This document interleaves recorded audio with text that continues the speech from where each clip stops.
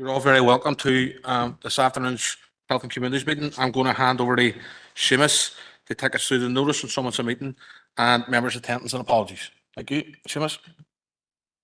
Thanks, Chair. Good afternoon, members. You're hereby summoned to attend the meeting of the Health and Community Committee in the Council Chamber, Guildhall on Thursday, the 14th of March 2024. And members will do a roll call. Alderman McMorris. Alderman Montgomery. Here. Councillor Lillian Barr. Apologies. Councillor Jason Barr. Councillor Boggs. Councillor Deeney. Councillor Devine. Shaw. Councillor Donnelly. And Shaw. Councillor Alex Duffy. Shaw. Councillor Sandra Duffy. Councillor Heaney. And Shaw. Councillor Hutton. Councillor McDaid. Here. Councillor Tierney. Here. Thank you, Chair. Thank you, Seamus. Members, the next item on the agenda is the broadcasting statement. And as you're all probably aware, this is new, so you're going to have to bear with me to get my head around the new statement. I would like to remind everyone present that this meeting will be broadcast live to the internet and will be capable of repeated viewing.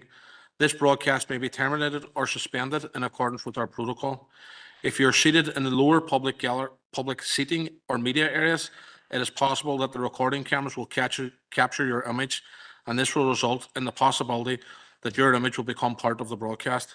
By entering the council chamber and using the press or lower public seating area, you're consenting to being filmed and consenting to the use and storage of those images for webcasting or training purposes and for the purposes of keeping historical records and making those records available to the public. If you wish to avoid this, you should move to the upper public gallery. A copy of the council privacy notice may be found on the council website at derrystrabane.com. Members, item number 4 is a declaration of members' interests, which can be given now or as they arise throughout the meeting. None? Okay.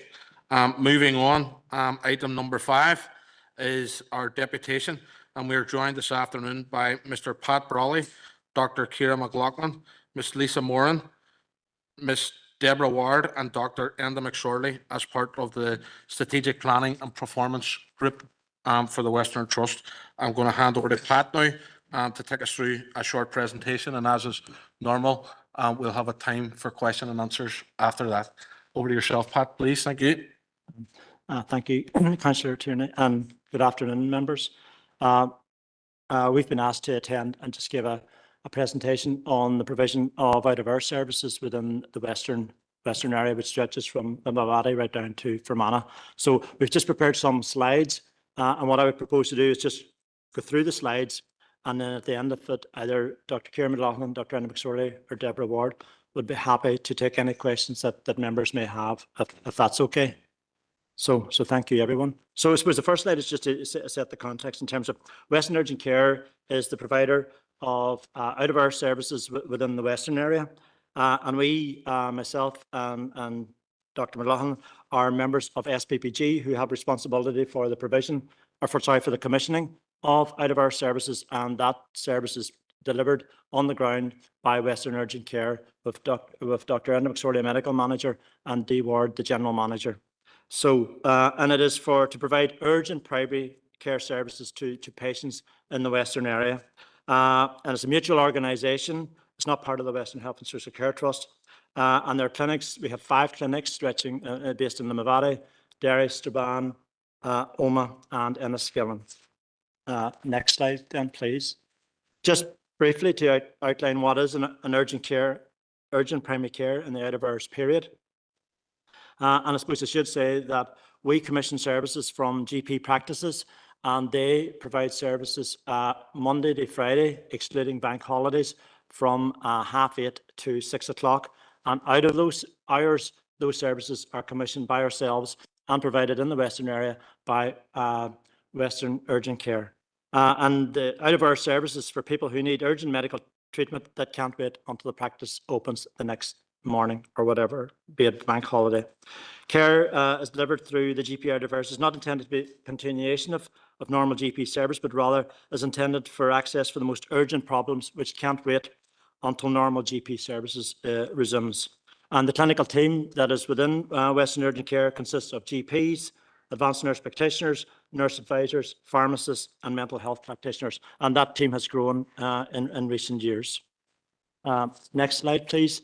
I suppose what we've tried to do is just for the period April to December is just give an idea of the activity within Western Urgent Care. So for the 9 months in question, we had 66,637 patient contacts, or Western Urgent Care rather had 66,637 contacts.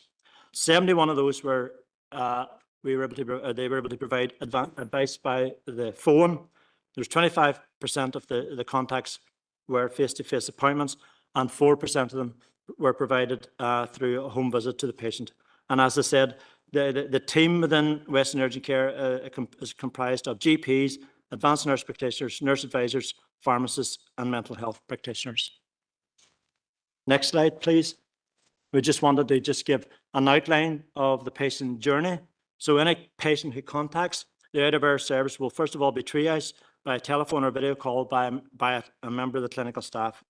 A decision is then made on the most suitable option for that care, and that could be providing self-care, referring to your local pharmacist or dentist, or referral to the ED department where if it is clinically urgent, or they will be offered a face-to-face appointment in one of the bases. All calls to the service are prioritised based upon the clinical urgency, and those patients who are assessed as urgent will be prioritised, triaged, and allocated for appointments first. And obviously, clinical urgent patients will include those who are the very young, the vulnerable, and elderly, are also those patients who have palliative needs or mental health condition. And as I said, from April to December, 71% of the calls were dealt with via telephone triage, 25% of the patients were allocated a base visit, and 4% required a home visit. And now, as I said, I've just done in the next slide, please, just shown diagrammatically the patient contacting Western Urgent Care. The details are taken, clinical triage by the member of the teams, the GPs, the advanced nurse practitioners, etc. And then the contacts in that 9-month period from April to December, advice given, offered appointment, and home visits. Next slide, please. Obviously, we are in a challenging environment, and out of hours is not immune to that.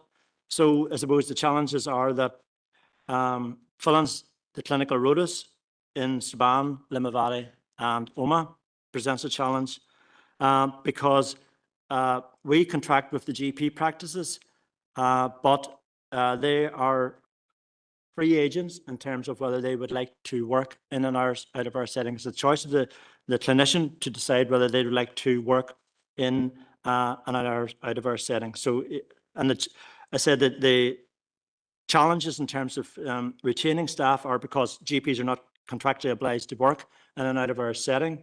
There's a shifting attitude in relation to achieving a work-life balance, which is understandable. Also as well, within the daytime work of a GP, it's got busier and more complex. And I suppose Dr. McLaughlin and Dr. McSorley can testify to that.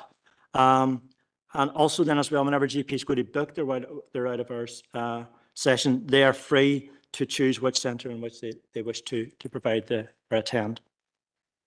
So it's supposed to, I suppose, try and counter that, we've in Western Urgent Care have increased the skill mix and brought on advanced nurse practitioners, nurse advisors, pharmacists, mental health practitioners. And the role of GP is supported by the roles of the other clinical healthcare staff working in out of hours. Also as well, like every other part of the health service, there are budgetary challenges. We have, where we can, we provide additional financial support to support Western Urgent Care in the provision of out of hours services, and additional financial support was provided in the last two, this current year and the previous year. And I suppose we're always mindful that we have to ensure that it is the use of public money, so we have to ensure that it's used efficiently. Also as well, we are the only provider in Northern Ireland that has 5 bases. All of the other providers have less bases, so that's a challenge. And I suppose as well, the other thing is then the capacity and demand management. You know, we're trying to educate the public, take patient responsibility, and empowering patients to have to look after themselves. And I suppose as part of this, next slide, please, as part of the public awareness, we have just highlighted some of the things, you know, in terms of tips for self-care and how to treat common infection. And the next slide then is I suppose the increased role of the community pharmacists in recent years, and the community pharmacists provide a number of services free and confidential to patients, and I'm sure Councillor and members are aware of them. So we've just highlighted some of them in the slide. So apologies, that was a quick run through of out of hours, but myself and colleagues are happy to take any questions should members want. No need to apologise, Pat. We like quick run-throughs in this committee. We genuinely do. All very interesting, of course. 2 indicated speakers. First I seen was Councillor Jason Barr and then Councillor Paul Boggs. Jason. Thank you very much, Chair, and thanks very much for coming on behalf of the SDLP. You're very welcome.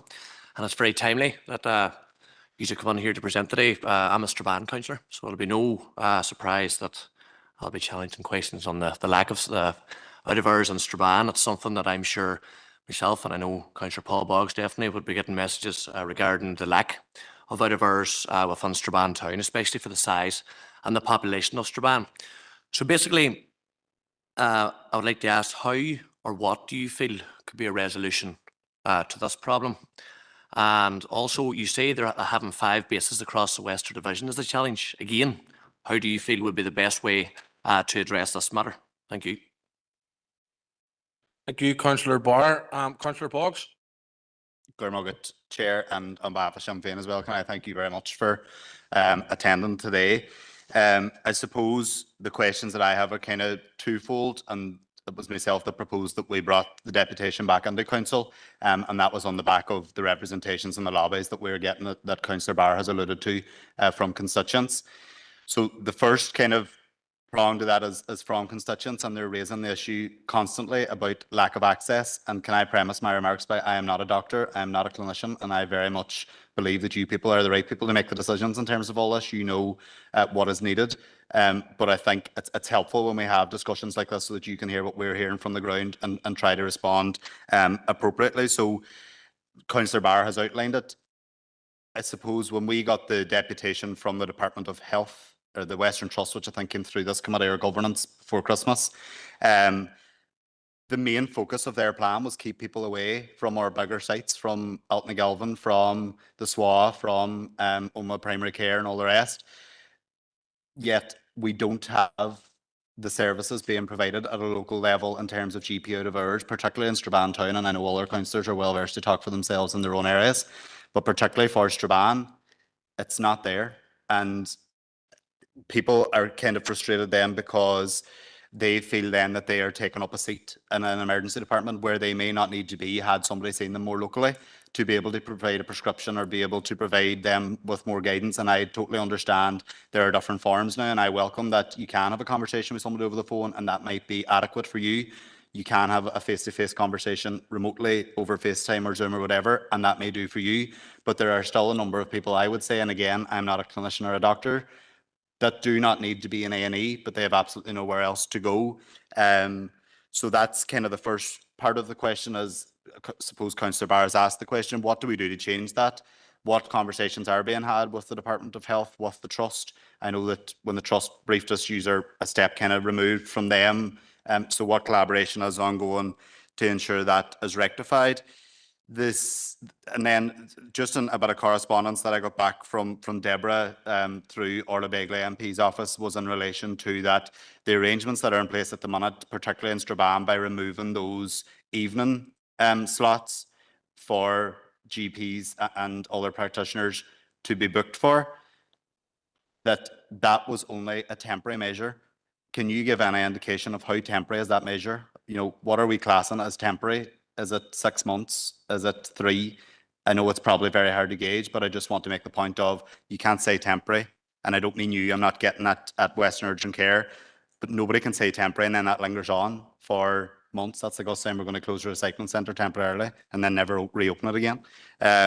So just in relation to that, the second prong, Chair, and just a bit of indulgence, is in relation then to the staffing, and that was the main reason that I had asked for this to be brought forward, and the main reason that Orla Begley had written under yourselves already, was that there is a significant anxiety among staff that, and thus I'm talking about support staff rather than clinical staff, there is a growing anxiety that the erosion of services is going to lead to the erosion of jobs.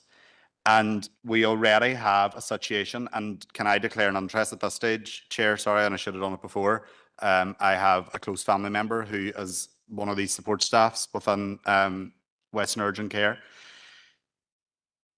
They are either not being offered the shifts, in some instances, what I am being told, take an annual leave to try and cover because they are not prepared or not able to drive to the place that they are being offered a shift on. So whether that be in another base or in a different role. And I know in some of the correspondence, it's talked about upskilling and cross-skilling staff members to make sure that maybe they can do something different to what they were originally employed to do. Is that good practice? Because I know if I went for a job that I may not want to necessarily do something different. So it's just in and around that piece of what kind of confidence can staff have that the erosion of services isn't going to lead to the erosion of jobs? Because at the end of the day, I think where your focus is, and certainly where our focus is as public representatives, is in rebuilding these services, refunding them, getting to the stage where we do have out-of-hours services in Strabane. But we're going to need those staff again then if we get to that position. So I suppose just a couple of questions is in relation to there was another bit about in terms of looking for resources and bidding for resources. We are looking at the statistics and the data in relation to activity and capacity. If Strabane out of hours isn't open 5 evenings a week, are those stats and data then of how often it is being used, are they reflective of the resources that we need to be bidding for? I've asked about the temporary arrangements, how temporary they are. Are there any discussions? I know there's no contractual arrangement with GPs that they have to work in out of hours. Is there any discussion about how to rectify that? I'm not suggesting that GPs should be forced to do these extra shifts, but within GP practices, is there space for discussion on how we make sure that there's some form of cover? And I've covered the question in relation to threats to staff. So just those kind of 4 broad points. Thanks for your indulgence, Chair. You're very welcome. Alderman McMorris.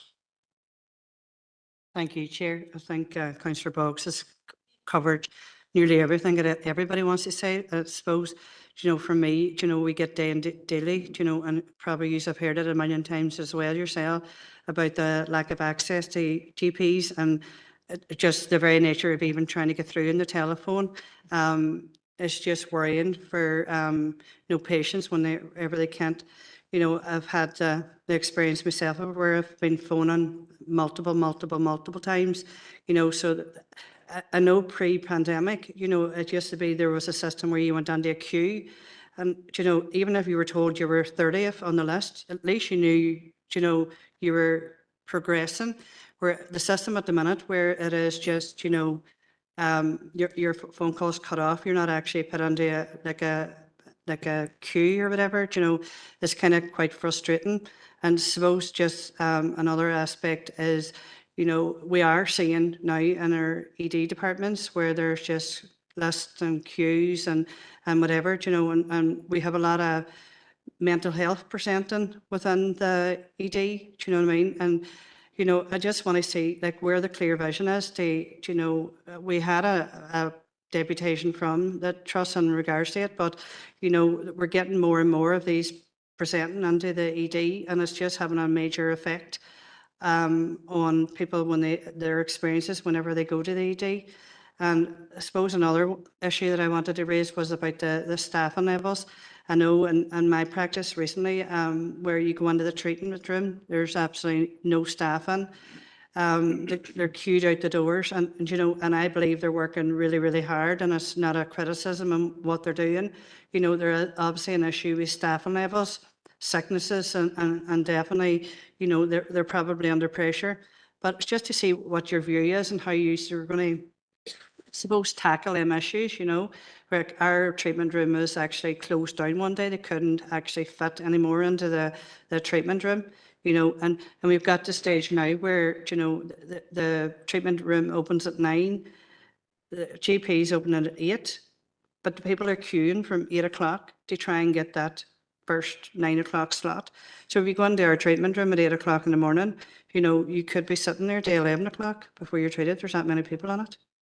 Thank you. Thank you, Alderman McMorris. That's the first batch of 3, so I'm going to go back to Pat and his colleagues to see if they want to try and tackle some of those questions for us. Thank you. If I could just make, Councillor Turner, if I could just make a couple of general comments, and then I'll pass it over to my colleagues in terms of Western Urgent Care have operational responsibility, and they're best placed to answer some of the questions. And I know, Councillor McMorris, we've strayed from out of hours onto in hours, and could we maybe just park the in hours and we deal with the out of hours questions, then we'll come back to the in hours questions if that's okay. So just some general points, you know, that we do have challenges because we have 5 bases across the Western area. That does present its challenge. They are independent contractors. We have no right to force any GP to come and work on out of hours. We contract for them to provide services in hours from 8:30 to 6 o'clock. So we can't compel anybody. Western Urgent Care have been building up their clinical team in terms of advanced nurse practitioners, nurses, pharmacists, etc., to try and compensate for that. Obviously, as well, we're in the real world, and there are budgetary pressures, and that's right across the system. And unfortunately, out of hours is not immune from that. So there are budgetary pressures within the system, and we have to make sure that there's the most efficient use of the resources that we can secure. And we are in a continual battle with colleagues in trying to secure additional resources. So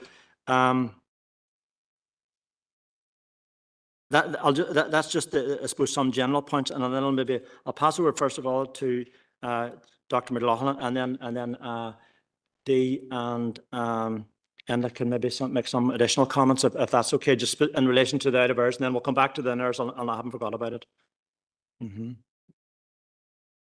Hi everyone, I'm Ciara McLaughlin, I'm a GP in Great James's Street, so every declaration of interest, and I work part-time as well for the Department of Health, and I help with commission of GP out of hours across the region as well as obviously the West.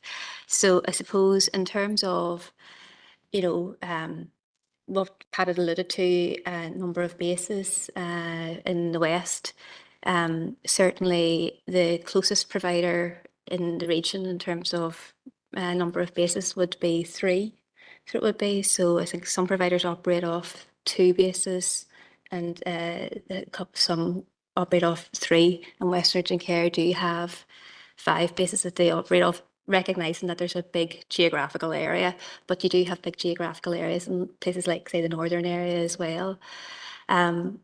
Whether you can still see 75% of the contacts to GP out of hours, they have telephone consultations, and they're able to be managed in that way. So, you know, sometimes prescription may be required, sometimes it can be about advice and safety net and things like that there.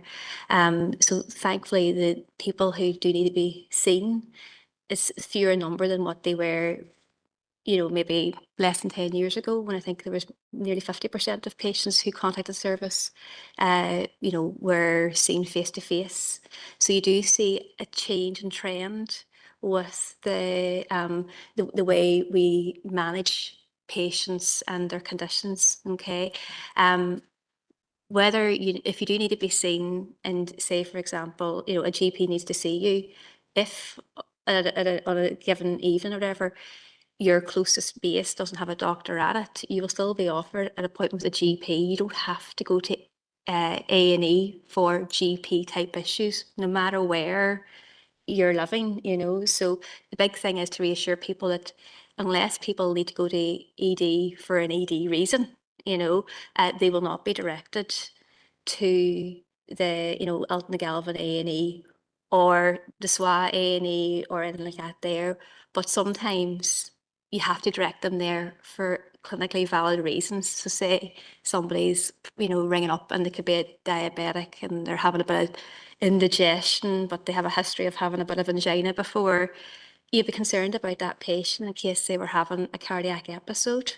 So the guidelines would say that that wouldn't be a GP type case, that there would need ECG and troponin levels often to ascertain whether there's a cardiac event going on. So there's people are operating to more guidelines than what they, because more guidelines available as you go along than perhaps they would have done 20 years ago whenever I was a junior doctor and we were all seeing them, taking them the time to go from their house to maybe a GP out of hours and then recognising, oh gosh, this could be angina. You need to, go to A&E or we'll get the cardiac ambulance as it was back then out to pick you up.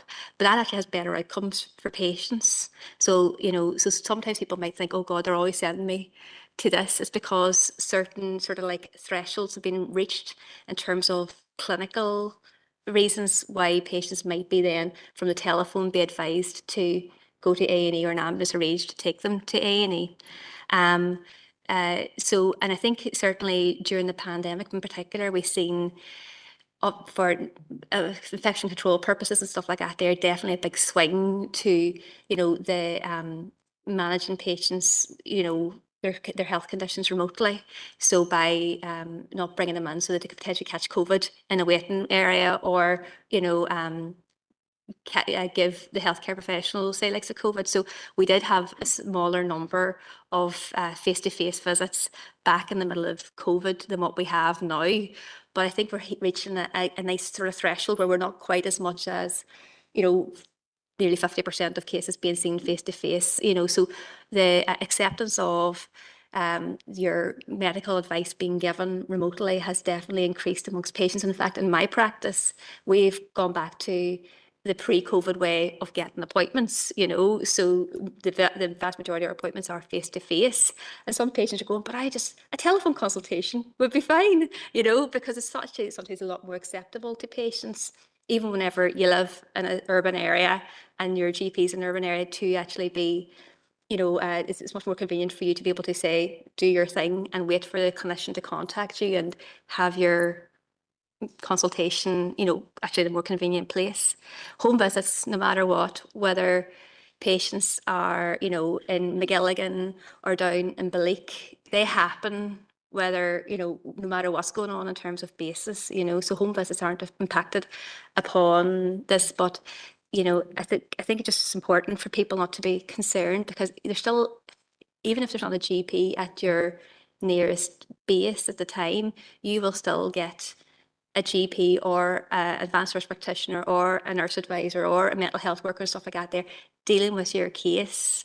No matter where you are, as they work across the whole of the West. They don't say, well, I only take very phone calls. I'll not take extra bad phone calls, because they just go into one queue and you pull on the next most clinically urgent stuff, that's a phone call that's come up, and then you work your way through that there. So patients all have access to the service, no matter where they're ringing from in the West. Okay. I think that in terms of some of the other questions, I'm just trying to think here about what is appropriate for me to answer and what I want to pass on to West Urgent Care, because I know some of it's about the operational delivery. So I'll do that there. I think people were saying about people not needing to be in A&E, and I hope I have addressed that there, that the aim would not be that any GP would send somebody who's appropriate for GP out of hours to A&E, and certainly, being service users ourselves and stuff like that there is not what we want for ourselves or our families or anything like that there. Commission out of hours is it's a big job, and as Pat has said, there's a lot of financial pressures on the whole system. I know that certainly through the likes of public awareness campaigns and all that sort of stuff, that people do have a lot more access to online resources, that do help them. Equally so, whenever they need to have a bit of clinical input, there is that there for them. So whilst there are online like symptom checkers and children's symptom checkers and pharmacy first and all that sort of stuff, we do, know that people sometimes want to, talk about their situation with a clinician, and that there's absolutely good. But we have seen trends, in the, and you're concerned about Councillor Boggs about, say, does the numbers for the contacts, is that affected if there's no GPs working on a particular base? The type, no, it's not, because the patients won't know if a GP's not working on a base, and certainly they still ring and access the service, and that phone call is still logged. So everybody is able to, all the contacts with the service are counted, certainly we've noticed, say, from like 2015, a reduction in the number of contacts with GP out of hours in the West compared, and that's been the trend across the region. So the West is no different. And these are in areas where, like, say, areas where it's very stable in terms of smaller geographical areas and things like that there. So the trend that Western Urgent Care has experienced is very much the same. So that's sort of, it's good in many ways that if your people feel the need to contact the out of hours, whenever, I suppose, maybe I'm going to stray a wee bit, but in terms of people saying, God, everything's very, very busy, you do find that we have a growing population, and we have a growing older population with a lot more complex needs. Certainly much more so than whenever I was a junior doctor. So that there might impact upon patients' experiences in, say, ED settings, because quite a few people need to be admitted, and then because there's pressures on beds, people are held for a little while in ED until a bed can become available. So it looks sometimes at well, it is, ED would be packed often, so it would, but sometimes those are patients who've already been dealt with or still awaiting the bed, and the places like, my primary care, and the minor injuries unit and stuff like that, that's a great resource, because generally that wouldn't have the same sort of pressures, and the flow through that there, I know it wouldn't be dealing with the same type of range of cases, stuff like that there, but it just shows you what can be accomplished whenever you have fewer people waiting to be admitted, waiting in your department and stuff like that there. I think that would be probably as much as I'll be able to contribute on that there, if that's okay. We pass on to Dee and Enda from Western Urgent Care. Thank you. So my name's Enda McSorley. I'm a GP in Strabane, and I'm the medical manager in Western Urgent Care, which means my ultimate responsibility is to manage the doctors and the majority of the clinical staff. Now, I'm also a member of the senior management team, and so operationally is where myself and Dee are involved with Western Urgent Care. You've probably seen from the first slide, Western Urgent Care isn't actually part of the Western Trust. It's actually a mutual organisation, which is basically a non-profit organisation that's been commissioned by the department or by the SPPG to run the service, and we have a service level agreement that we are to run the service in all 5 bases. So that includes all 5 bases that Pat mentioned, which includes Strabane. I suppose within the organisation I have the conflict that is in my interest that Strabane has an out of hours, and certainly we would take the view with the service level agreement and all the rest that we are contracted to have an out of hours in all 5 bases, and that's a fact. Now, with our current budget, that is very difficult, really, really difficult. In actual fact, it's impossible to run the service like we'd like to run it on the budget that we have. I suppose I'll let for Councillor Barr and Councillor Boggs both had issues really with regards to the fact that there's basically the out of hours service in Strabane is not where it was. So if you take it back, certainly 7, 8 years ago, we'd generally have a GP in Strabane doing an out-of-hours shift on an evening shift, Monday to Friday, and covering most of the weekend. That was generally what happened. Now, certainly within the last 7 years, and you've heard it a few times now, GPs aren't contractually obliged to work for us. So GPs haven't been filling the shifts in Strabane. And that's the main reason why the out-of-hour service in Strabane hasn't been as good. Certainly at the weekend, it's much better, particularly from that sort of 9 to 5 period. But during the week, Monday to Friday, it was basically very haphazard in that there was only a variety of GPs booking minimal shifts. So definitely wasn't where it should have been. And there is no doubt, and I tend to agree with Councillor Boggs, there needs to be an out of hours in Strabane, and there needs to be a fully staffed out of hours in Strabane. And you were one of your things was as well about, are there talks at any certain levels with regards to how to resolve the issue of GPs working in out of hours? I'm not at that level is the first thing. I'm not involved in any talks like that, but I'm making the presumption that I don't know if those talks are going on. I don't know, but it's certainly something that the department might need to talk to GPs about. The other thing is that with regards to Strabane, and I'll let Deborah, who's the General Manager of Western Urgent Care, elaborate on this, but in Strabane, if you don't have GPs there, you have a certain amount of support staff that are contracted to be there, generally an administrative staff and a driver. So if there's no GP there, that there needs to be, we need to be accountable. There needs to be value for money.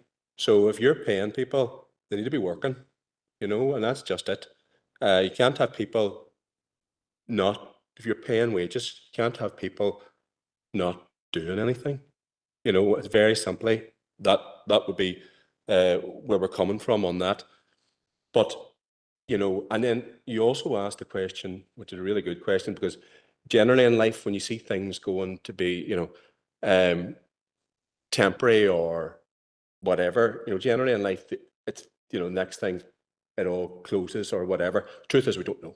We don't know. Unless we are going to need a dream budget in the next month if we are to keep all these out of hours going, all these bases going at with all singing, all dancing, everybody, doctors, all support staff, all advanced nurse practitioners, and that's, I don't want to speculate, but that's unlikely to happen. We're talking, we'd almost need to have twice the budget that we get to make that happen.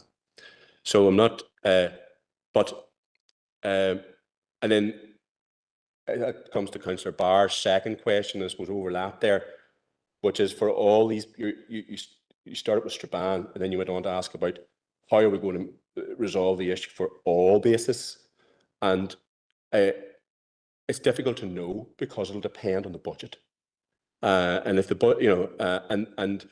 the budget as it stands, we've had to reduce shifts in not just Strabane, but we've had to reduce the number of doctors working on certain shifts in Enniskillen, in Omagh as well. And so this is really difficult. But the truth of the matter is, it comes down to money and the budget. The other question you asked about is about patients ending up in A&E. There's far too many patients ending up in A&E that don't need to be in A&E. That's the truth, and it is going to come, the department is aware of that, and I suppose they're going to have to try and bring in something to try and improve that situation. Probably the best way to improve that situation is to invest heavily in primary care and out of hours, because you know, if you're if an elderly patient in Derry who, to be fair, may not want to go to hospital or whatever the case may be, what they need is they need a GP from my organisation calling out to them to try and make that happen, that they can have their care where they want it, which is at the house. And we need investment so that we can get those GPs to cover shifts, so that we can look after people in their own homes, that we can keep people out of hospital, that we can avoid people going to A&Es. And and that saves money. Actually, investing in primary care, investing out of hours saves money, because, you know, once someone is in A&E, that's a very expensive service, because now we're entering the hospital environment. Now we're entering secondary care. So there would need to be decent investment in primary care for all of this to work. So I'm not going to say to you, you know, Mr. Ban will be up and running or whatever. I can't turn around and say that to you, because I don't know how much money we're going to be getting next month. And that's and all we're trying to do is trying to make the best of what we have. I don't know if council is aware of this or not, but within Western Urgent Care, now I'm operational, I don't sit on the steering group, but council actually has a representative on the steering group for Western Urgent Care. Both councils have, Fermanagh Omagh have one, and Derry Strabane have one, and that steering group is basically our board. So they determine strategic direction. So you do have a voice as well. So it's important to know that. And I suppose Alderman McMorris asked a question about access. Certainly, access to out of hours isn't too bad. Now, the only thing is you'll wait to get access, but you'll get access. Access to in-hours seems to be a huge issue. And I think that is very clearly an issue. And I would say that the department will have to have talks about how that's improved. You know, but that's, I don't know, I think I've answered all Councillor Barr's. I'm not sure, Councillor Boggs, if I've answered all. You had 4, and it sounded like a bit more, but...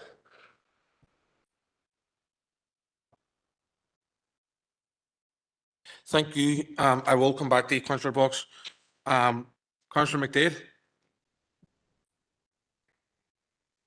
Thank you, Chair, and thanks very much for the presentation and for coming on today, because I'm sure you aren't feeling very confident coming on, because you probably expected us to be cross about everything. First of all, I suppose I can appreciate how busy things are, and traditionally everybody likes to see a GP. Like, we know that traditionally people say, I don't want to see a nurse, I want to see a doctor. As an AHP, I can obviously value the input of the multidisciplinary team, and I think it's definitely continue to push that way is the best way to go, because within my own GP service, I would rate the nurse practitioner as high as the GPs easily. I have one very specific question. Has there been times that there has not been a GP on duty anywhere in the region, or not in the region, sorry, in the west? Because I don't really go near the doctors for much, but my wee boy had tonsillitis. I knew it was tonsillitis.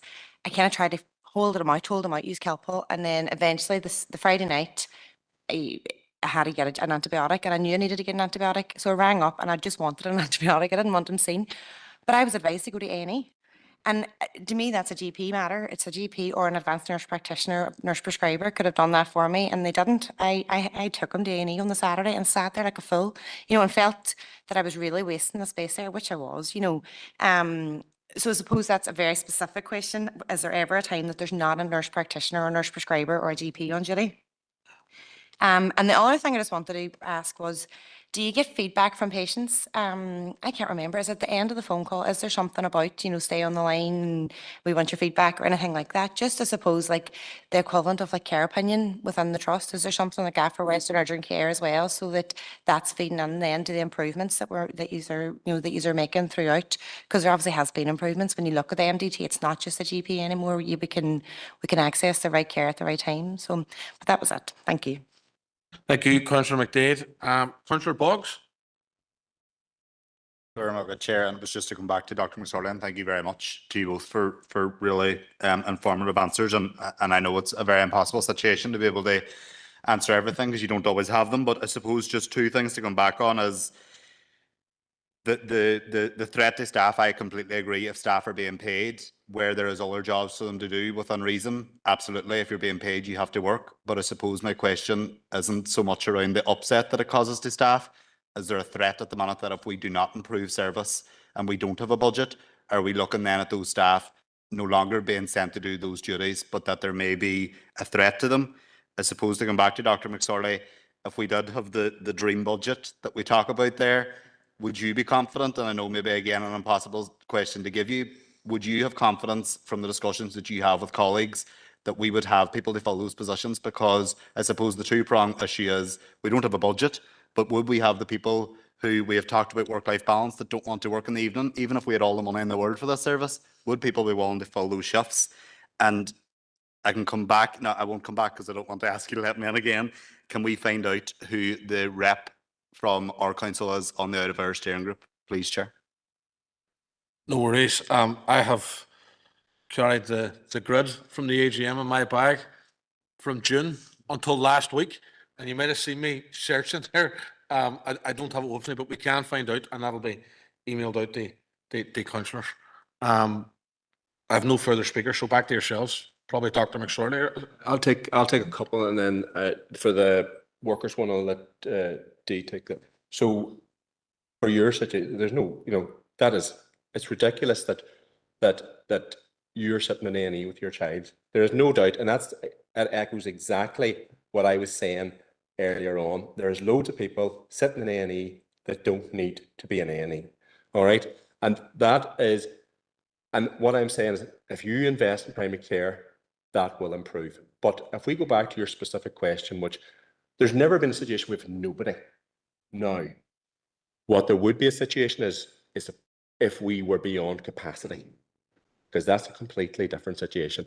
And then I know so if all our base clinicians, so all our doctors and all our ANPs and whoever else is there are all fully booked, then that's it.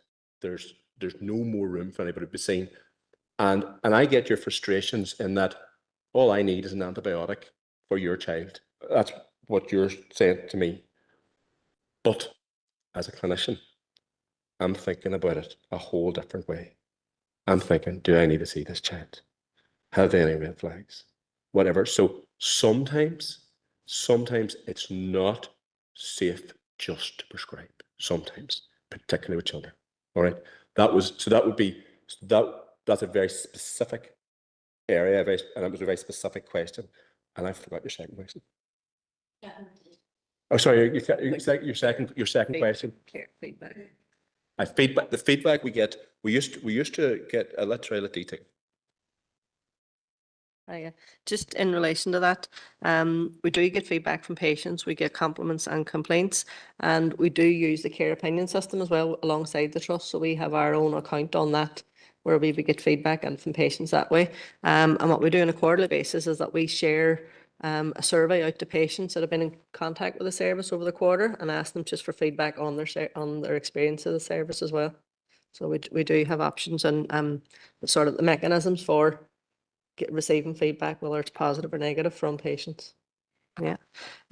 Just in terms then of Councillor Boggs and Councillor Barr's queries about staffing and workforce and things like that, our service it's not like we're commissioned to provide, say, 1,000 hip operations or X amount of tonsillectomies in a year.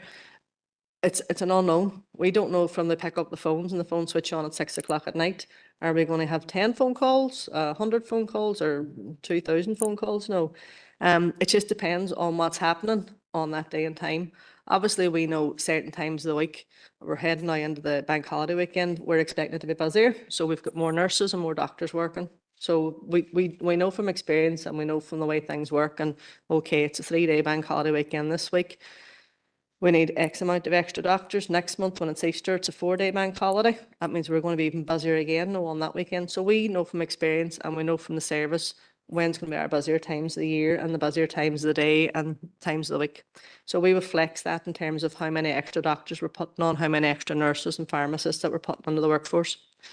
We always have to have like a minimum level that we would know that we would need. Now, some nights that means calls are picked up really quick and they're accessed and triaged really quickly just because there's not that many calls on and things can be in. And there might be occasions when actually something that might be told actually need to go into your own GP or go to a pharmacist, because we have a bit of flexibility in the system. You're told, well, come on and we'll see you this time. No, it might be a routine, something that's a routine condition. We have the flexibility, we have the capacity, so we'll bring patients on to see them. But what we have to manage is always the unknown of what might happen. At the minute, we might see an increase in concern about measles or whooping cough. So we always have to manage that capacity and things like that. Just to give you an idea in terms of last year, so between April and October, we only had 13 weekday evenings when we had a clinician that was willing to work in Strabane. We only had 13 evenings, which is, for us, is difficult. It's a difficult thing for us because we have to keep the road open. We try to get the shifts in. And as Dr. McSorley said, we're paying for a receptionist and we're paying for a driver, but we know there's no work for them. Now, ethically or financially, however, morally, whatever way you want to look at it, we have to be conscious about the finances that we have. And is it appropriate for us to have the staff sitting in there for the evening when we know there's no work for them to be done? And that's why back in August, September time, we had to make the decision to say, well, actually, we know going forward, coming under the winter period, we were going to be busier, but we were less likely from previous years to actually have people working on weekday evenings in the base. We keep it open on Saturdays and Sundays from 8 to 4 because we know that's the times of the day and the times of the week when the GPs and the AMPs want to work and want to work in that base. Very few weekday evenings get booked as well. So what we're doing is using the resource for when we know it'll be busiest and when we know people want to work. Now, I appreciate the fact and the anxiety the staff have about what's this going to mean for them and their contracts and things like that. We're making great efforts to be a responsible employer. So for those staff that are there, drivers and receptionists, it's in their contracts that they will to do things like call handling and have that as part of their role. What we try to do is offer them alternative work. Now, as you say, that might mean they have to come to Derry or maybe to Oma, depending on where we have a vacant shift. But what we're doing is we're offering to cover their travel time. So we'll pay them for their travel time, we'll pay them for their travel costs, or we'll get them to travel during our time. So it's no additional sort of input from them. Now, I appreciate it's not easy for people to sort of go, right, well, tonight I'm supposed to be in Strabane, but I'm going to have to go to Oma and things like that. But at the same point, we still have to be responsible about the finances that we have. And given where we are with the finances around the globe and everything else, we can't have people sit there for an evening with no work to do. So that's why we look to offer them alternative employment. And we have a process.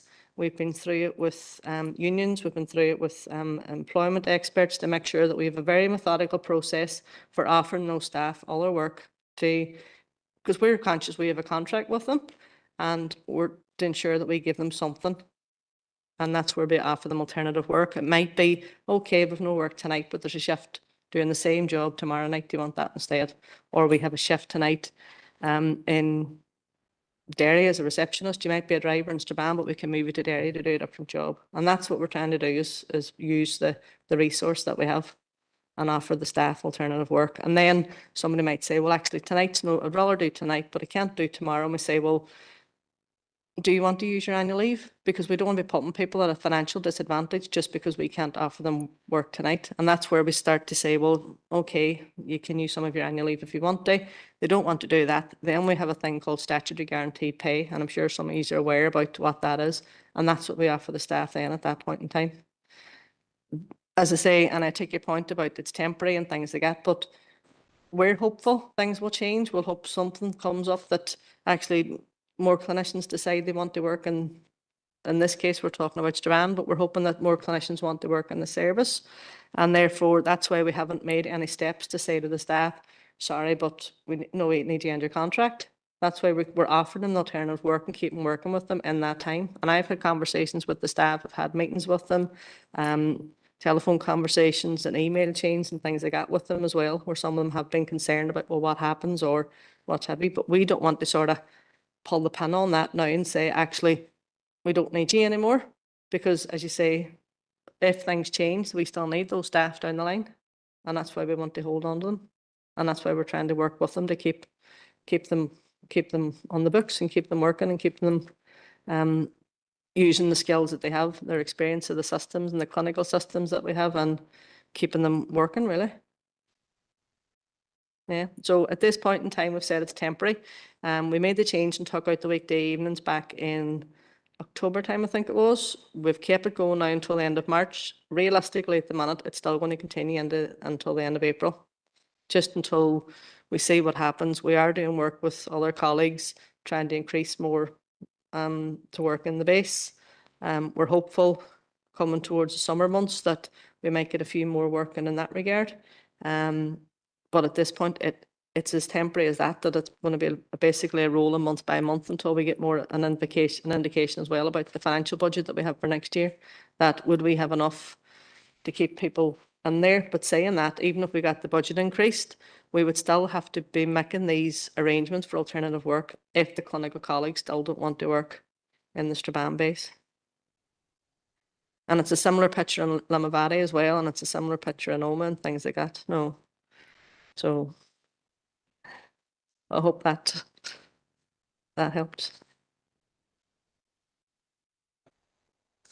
I was just going to say that, say, for example, you're saying about your dream budget. If you had your dream budget, would you be able to fill the rotas? And even at this year's budget, only probably up to a maximum 80% of GP hours are filled across the West. And, certainly looking in previous years, you had as low as 60% of available GP hours were filled.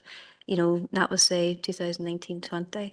So, it is a very challenging clinical environment, and that is the reason why Deborah and Enda have worked so hard to build up the multidisciplinary team. As Catherine rightly points out, they are a huge asset to our health care workforce, and certainly in the practices, we're very lucky. The practices we have, a multidisciplinary team, and they add so much value to our patients' experience of primary care a lot of the time.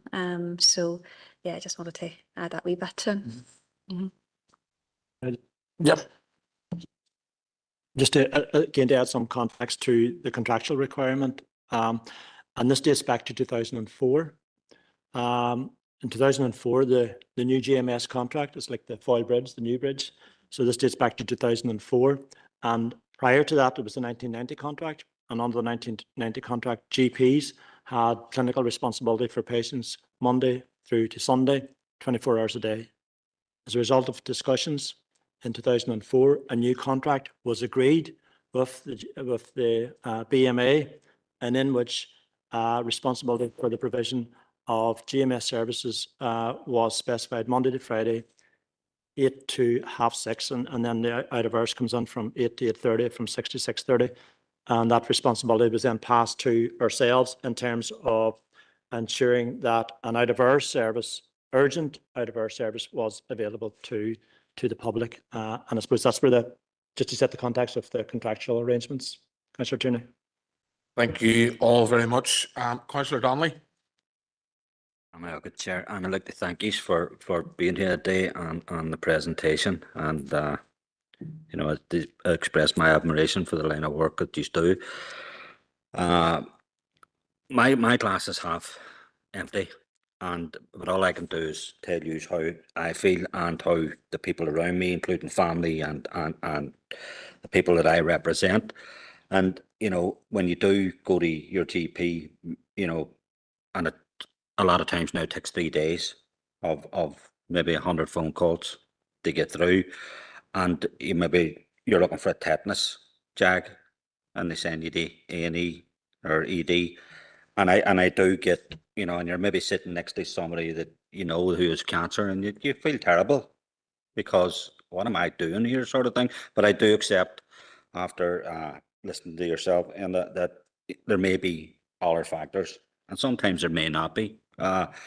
When you talk to a friend and maybe they have a relative who spends 3 days with a mental health issue and sitting in casualty, And then you hear people that they're installing plugs in corridors.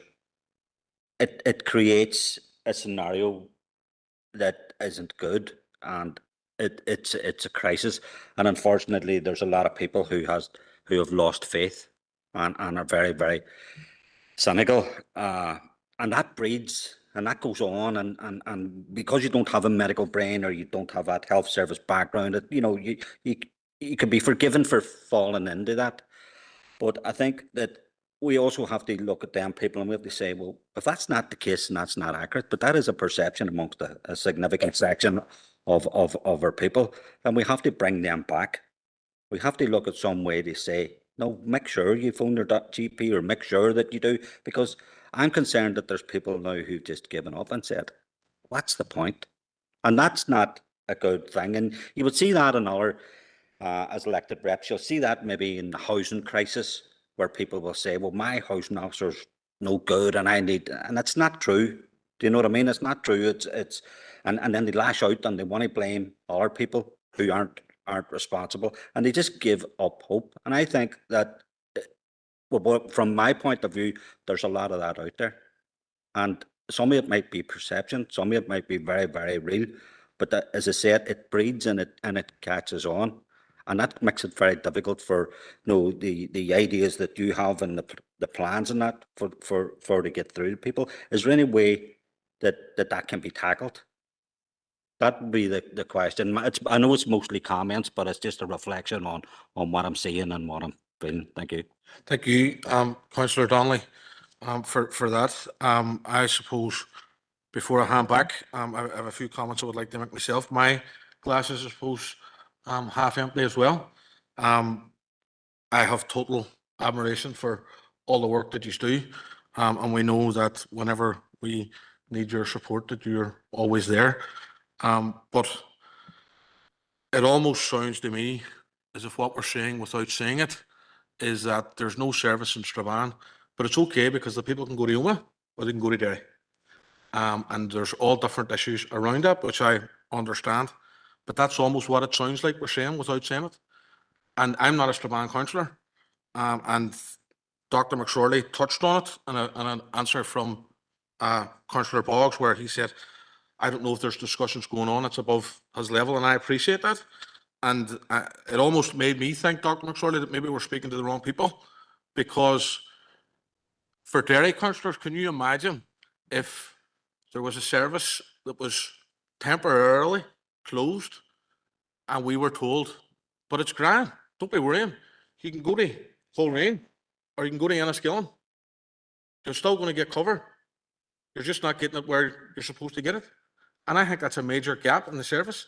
And I think from listening to what you're saying, you agree, but there's a number of barriers that stand in your way to try and provide that service to the people of Strabane. And I think what we need to be looking at is how do we work together to make sure that we can support you to get that service back up. May it be increased funding, may it be to encourage GPs to actually work in the service, because Councillor Boggs again touched on it and said even if we had that dream funding, could we guarantee that the GPs would be there to do it?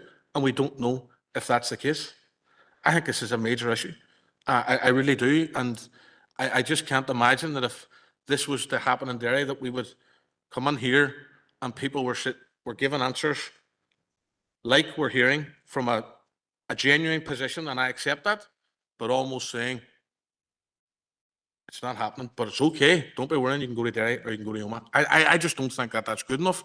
And I think we need to work together to see how we challenge that narrative and how we can make sure that this service is brought back into all the areas that's required. But that's not in any way taken away from the work that you do. I think and I think Dr. McSorley, you touched on it, these decisions need to be challenged above this discussion today. And I think we need to work together to try and do that with, obviously, once we find out who it may be. And I would like to maybe have that answer back before full council, who the council rep is on the Western Urgent Care Board, because I think that's a driver for us to feed that information and they work in partnership to try and get this service back up and running. Those are just some comments I have from listening to the wider discussion. But I'll allow you to answer Councillor Donnelly's remarks. Thank you. Councillor Tierney, can I just, I think we have to be realistic here as well. There isn't an infinite budget. We do not have an infinite budget. We have to manage a service using the resources as efficiently and effectively as possible. And you will see in the stats that were provided, 71% of contacts are by telephone. So it doesn't matter where you are, 71% of the contacts are delivered by triage. So I suppose we have to take all of those things into consideration. Unfortunately, everybody would like the GP out of hours as close as possible. However, that creates challenges given the level of funding that we have, given the fact that we can that it is a voluntary service and we're looking for GPs to work on it. So there's a number of factors that are outside our control in certain things but we have to then manage the best that we can. And that's the reality of it. That's the reality of it. So that's just some general things. In relation to Councillor Donnelly and I suppose Councillor McMorris's, the in-hours, and I'll give some general comments and then I'll maybe ask Dr. McLaughlin, who is a practicing GP in the city and a very busy practice, the realities of working in a busy GP practice. And Dr. McLaughlin has touched upon them. The demands now that practices, first of all, GPs are independent contractors. We contract with them, and how they run their business is up to the individual contractor. So no two practice may manage the same way. That's their right. They're independent contractors, and we provide resources to do that. But they have a number of challenges, as Dr. McLaughlin says. People now have more complex health issues. People are living longer, they have more complex needs. There's a number of challenges and people have chronic diseases which require management. So there's a number of challenges facing practices. Also as well, retaining practice, they're in busy day jobs. They're seeing patients, they're following up with referral letters, they're doing their bloods, they're doing their hospital letters, all of those sorts of things, which you don't see. You don't see all that work that goes on in a practice. Also as well, for the younger GPs, and my daughter's in Australia, there's the lure of Australia, and brighter fields. So trying to retain the GPs in Northern Ireland is a challenge, and all professions are facing that. So there's a number of things that are challenging us. But what we have been trying to do is build up the primary care team, and we have invested in general practice pharmacist. So every practice in Northern Ireland has access to a general practice pharmacist. We've been trying to build up the multidisciplinary teams in terms of social workers, physios, etc. And you're very fortunate in the Derry and Strabane district area that your GP practices have a multidisciplinary team. You go down to the southern part of our board and unfortunately, we don't have the resources to invest in that. So that's the reality in which we're living. We don't have the resources to invest in multidisciplinary teams in the southern part, but we're working to secure the budget to do that. So we're trying to build up the clinical team to support the GPs who have very demanding jobs. So I just want to set that in context, and I'll maybe then just give Dr. McLaughlin an opportunity to outline what it's like to work in a busy practice and the demands that she faces in her practice. Thank you. Thanks, Pat. Yeah, I suppose like I started in general practice in 2008.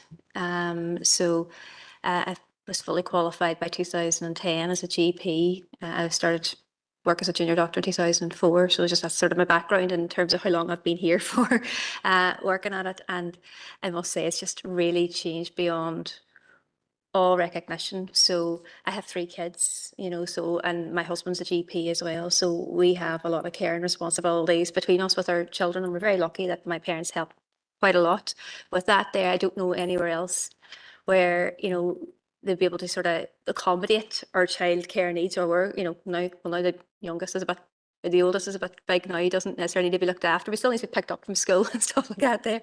But anyhow, the days have changed so much. It used to be, you start work, you'd be in work, between 8:30 and 9. and you'd be consulting then for maybe 2.5 hours. You'd be doing your prescriptions, you'd be doing a house call, you'd actually get to eat at lunchtime. And then you'd start again at 2 o'clock and you would maybe have 2.5, 3 hours of face-to-face consultations or prescriptions, and you'd be tidying everything up, maybe doing your administration between 5 and 6, and you'd be heading out the door shortly after 6 and congratulating yourself that you've done 9.5 hours, and say you would have had your lunch. Now it's just really hard. So it is, I often log in the days I'm not working to do my bloods, and the bloods are quite complex. So they are, so it's like tonight I'm working tomorrow. So I'll probably do about an hour and a half of looking at my patient's bloods and planning for the day and maybe starting on my prescriptions. And I'll be there before 8:30 and I will have my head down, and often the staff will knock on your door and give you a cup of tea. And that might be all you get, because if you have to go out and do a house call and you arrive back, it could be 2 o'clock whenever your surgery starts again. It's so intense, often not out there before 7 o'clock. So those 9.5 hour days are turning into at least 12-hour days. And you go home and you're too tired to even talk to anybody. And I remember one time feeling very sorry for myself because I had to do a house call and I was then due to work it out of hours at 7 o'clock. I was calling away before I was starting to work it out of hours at 7 o'clock. But now I couldn't even take on an out of hours shift at 7 because I know I would not be finished. And that's probably the reality for quite a few doctors who could potentially work an out of hours and maybe find themselves unable to work an out of hours. Okay, my husband still does out of hours, so he does. So they're still contributing, but just not to the same level we had. But I used to do about 4 every month, and my mother used to say then, I wish you'd ask me because I needed her for childcare. So it was really hard because I had 4 weekends where I was, having to get the children minded during the day. So it's quite tough at the moment. And like, again, working for the Department of Health, I see the challenges in all parts of the system. So I'm not blaming anybody. It's just the way things have worked. But probably, the growing population, the more complex needs to shift out to the community, the fewer trust. They talked about managing more patients in the community, and we do have more resources, but we probably just don't have as many resources from specialists that we need.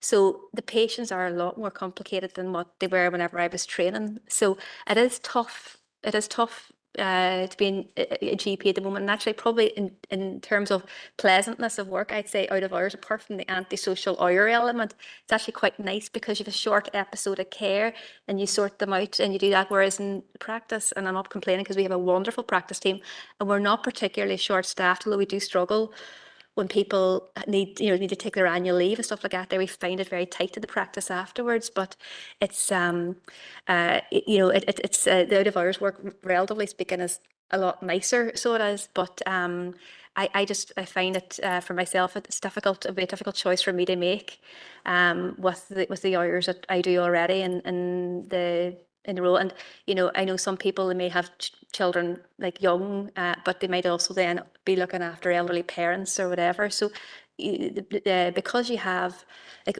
over 50% of our GPs are now are female, and back in 20 years ago, whenever I was a junior doctor, it was probably maybe about 20% of that there. You do see the shift, and it's probably a disproportionate amount of your work in Western Urgent Care, Deborah and Enda, will be done by a small number of GPs who seem to dedicate themselves to that there. So it's tough, and we don't have a budget ourselves. So I know that Deborah and Enda have talked about their budget, and we're busy at the moment looking to justify and be able to state why our needs are perhaps higher than other parts of the health service, which are also in need.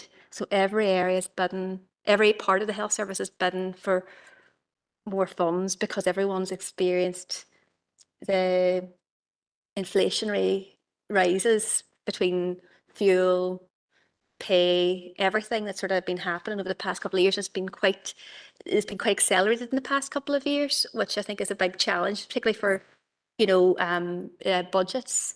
But anyway, we're hopeful. We are working hard on this, and we're trying our very best to make the case.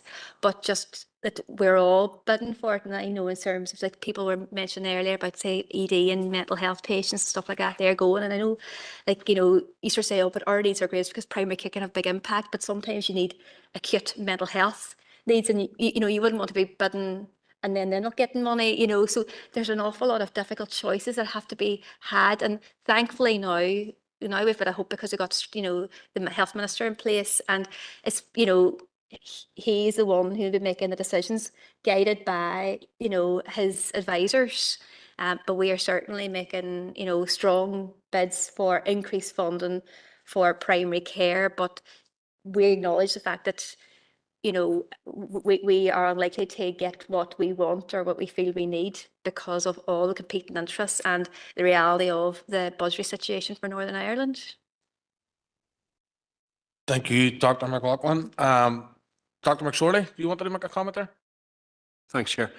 I think what I think it's, although it's not out of hours, I think it's reasonable for me to comment on this.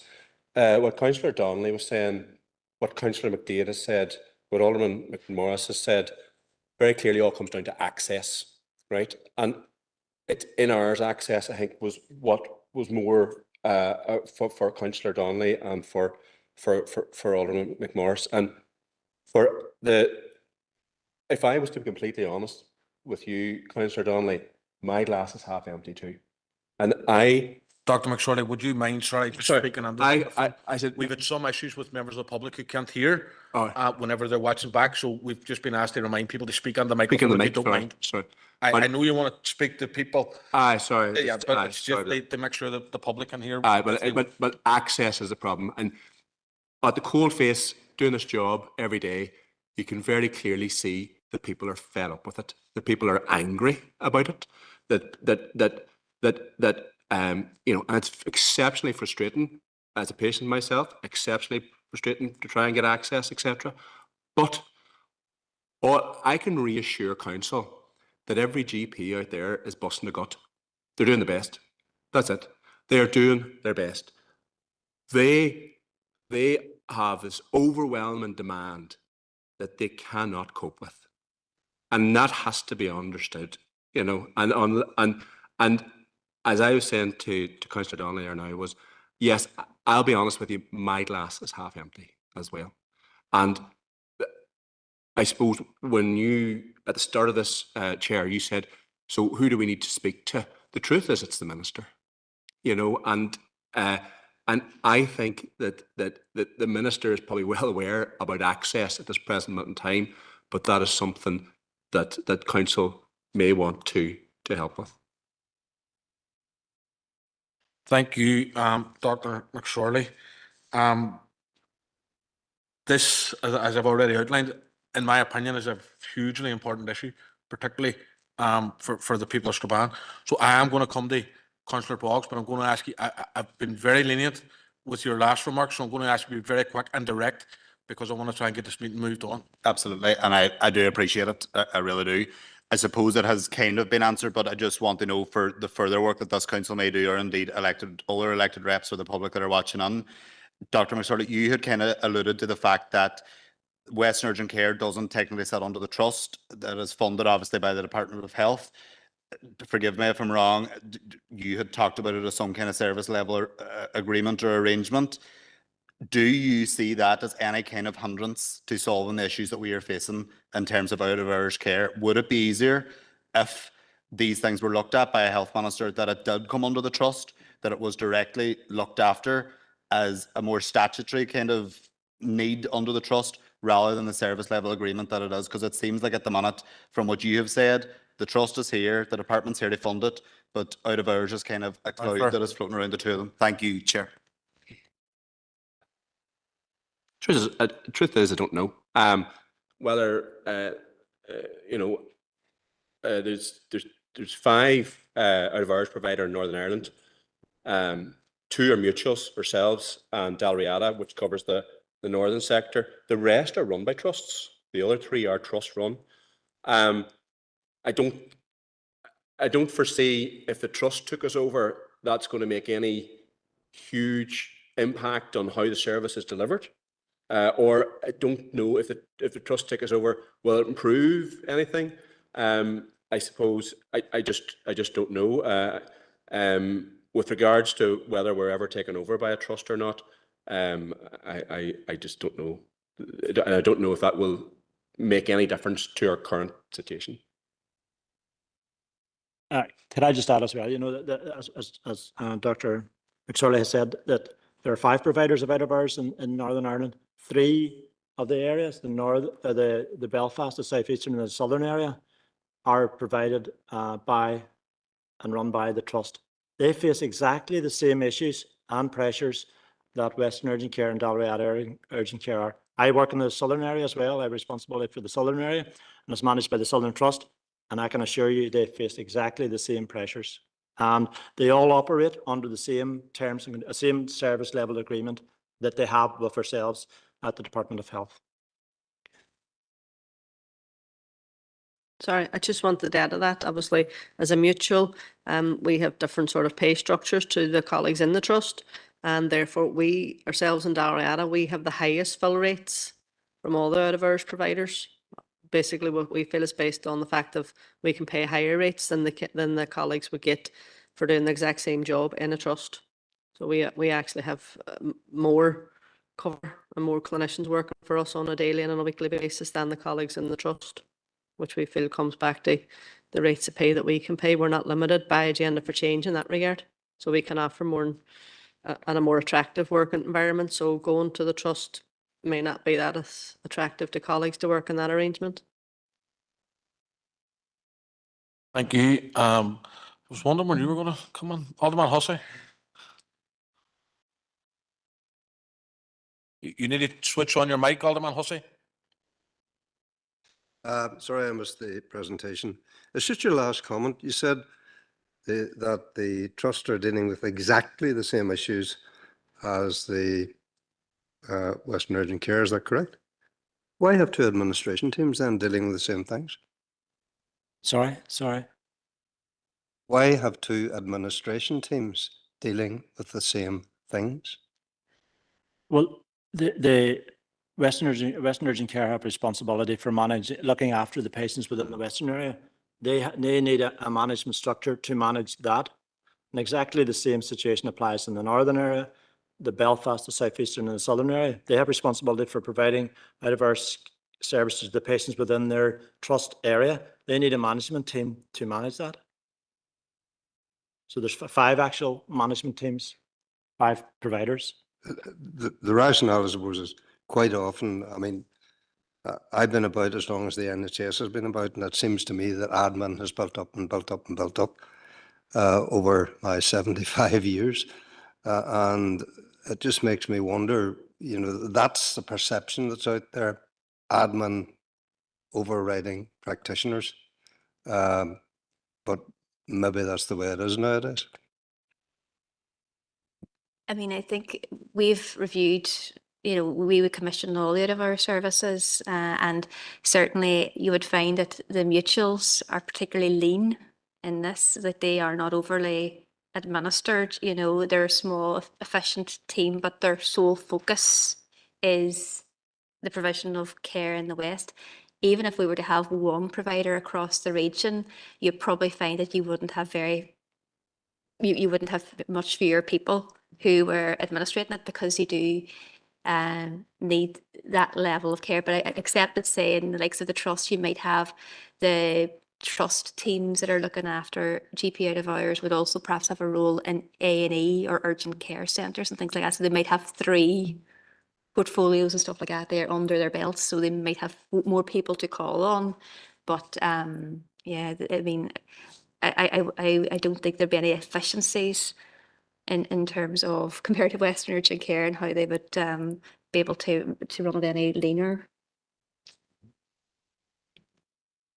Okay, thank you all very much for your comments. Thank you to our guests for their attendance here and very comprehensive answers. I think as a council, we probably have a little bit more work to do to try and support the work that you're trying to do. And that's something that we can and hopefully we'll look at. But on behalf of the committee, just to thank you all once again for your attendance, for your ongoing work in very challenging circumstances, both with personnel difficulties and funding difficulties. We appreciate that it can't be easy, but thank you very much for trying and for keeping battering on in very trying times. And I thank you for your attendance today. Thank you very much.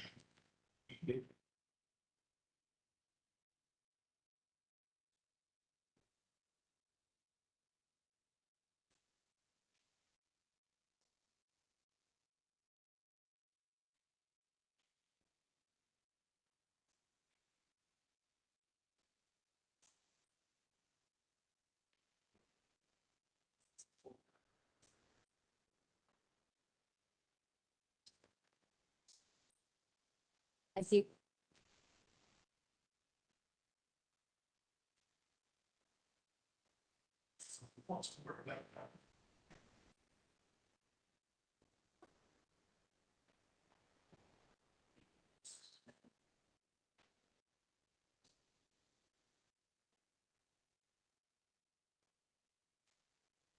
All right, folks, we're going to kick on, and try and get this wrapped up. There's a concert, I believe, starting at 6 o'clock next door, so I would like to be out for that starting. So we'll batter on.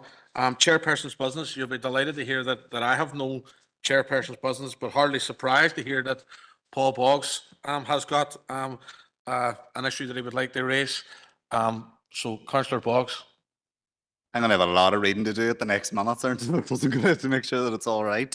Just very, very briefly, Chair, and thank you very much for letting me in. This committee heard last month, and I know officers have met with the Mayor and with the Carolan family from Strabane. Their event is coming up. Their latest fundraising event is coming up this Saturday, the 16th of March. And I think it would be remiss, just given the support that this council has given them, the support that this committee and indeed the Mayor has given, if we didn't give it one last plug for them. So just to encourage members from right across the council district, but particularly for the Sperrin and Dare councillors who know people and refer people into the Quorum Centre as a service. That's where the fundraising is for. So I think as councillors and as elected representatives locally, it's important that we are plugging those events. So just to wish the Carolan family and all taking part on Saturday all the very, very best, and they look forward to council's continued support after that in relation to how we support them and the services for mental health, drug misuse and alcohol misuse right throughout our city and district. Thanks, Chair. No problem. Councillor Boggs, and I'm sure that'll be felt by other members across the committee. And thank you for bringing it to our attention. Moving on, members, item number 7 is the matters arising from the open minutes of this committee held on Thursday, the 15th of February, pages 13 to 30. For matters arising, Alderman Hussey. Go ahead. Thank you, Chair. It's H41, Council-owned community managed centres. Page 21, 22 on mine anyway. Just for clarification, Victoria Bridge is, I presume, a council-owned community managed centre. Is that correct? For yourself, Chair? Yeah, it is. Yeah, thank you. And certainly support the remarks there about getting in there and assisting that group get up and going again. It begs the question then, other community organisations who may have similar prefab or hut type provision, is there any way that council can become involved in assisting them? I'm thinking particularly of a community playgroup preschool in Victoria Bridge who find themselves in a very similar situation where their accommodation is reaching the end of its life to the point that it may threaten their future existence in that particular community. So through you, Chair, would it be possible maybe that the officer could speak to that grouping? It's a community grouping and it's not a council-owned facility, but it is a community grouping in the Derg area. So is there a possibility the officer could meet or speak to that group and see if there's any way that council can assist them going forward? Again, through yourself, Chair, yeah. Community development officers can meet, the area officers do meet regularly with with community groups to see how they can source funding for them. Yeah, it's not an issue. Thank you, Chair, and I'll be in touch, sir. Thank you, Alderman Hussey. Councillor Boggs, on matters arising, Matter of accuracy. Is that okay? needs to with the full council, is my understanding, is that right? Oh, go ahead, go ahead. Just very quickly, HC 4024, page 21. It says that Councillor Boggs and McDade welcomed the report, but were disappointed the funding was cut. Just can we change that and not to preempt that there is going to be a funding cut, because we don't know what the funding allocation is yet in terms of good relations, if I'm right? So can we just change it to reflect that we welcome the report, but nothing to do with cuts? Okay, thank you. Councillor Boggs, your jaws will be sore tonight. Item number 8 is the Melvin Arena floodlights. But I see, I know the feeling, Councillor Boggs, so you're all right. Thank you, Chair. Members, the purpose of this report is to update you on facilities at Melvin Arena and to seek your approval to progress to the next phase of upgraded facilities at Melvin Arena.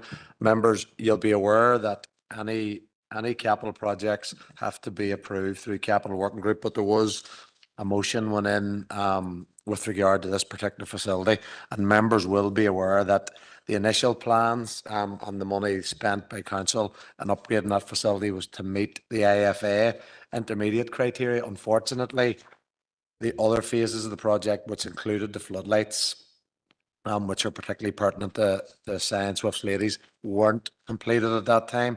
We did have rough costings for the floodlights, as an example, around the £500,000 mark. So, members, what we're seeking your approval for here, in advance of going to Capital Working Group, is a consultant team, an M&E engineering consultant, to establish a specification and current cost for any proposal going to the Capital Working Group. So essentially we're looking to get a consultant team in place and also possibly take through a planning application as well. So we're informed going through to Capital Working Group. Thank you, Chair. Thank you, Barry. Councillor Boggs. All good, Chair, and thank you, Barry, as well for the report. I just have a couple of queries. I and other councillors, I would imagine, have met at that stage with Science Swifts ladies, and they are very, very keen to see this progress, just as the other teams were when we were building the seating stadium and stuff like that. So I suppose there in 4.5 it says a new plan application would need to be submitted if appropriate budget is approved. Does that mean that we aren't working on a planning application until such times as we get a budget?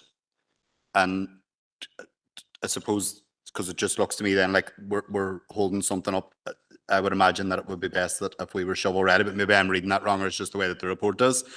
And then is there any way, and I know there is a process and Capital Working Group and all the rest, have we any idea of a timeline of when we might get this to the stage where we are actually looking for a budget and looking to start work on the ground?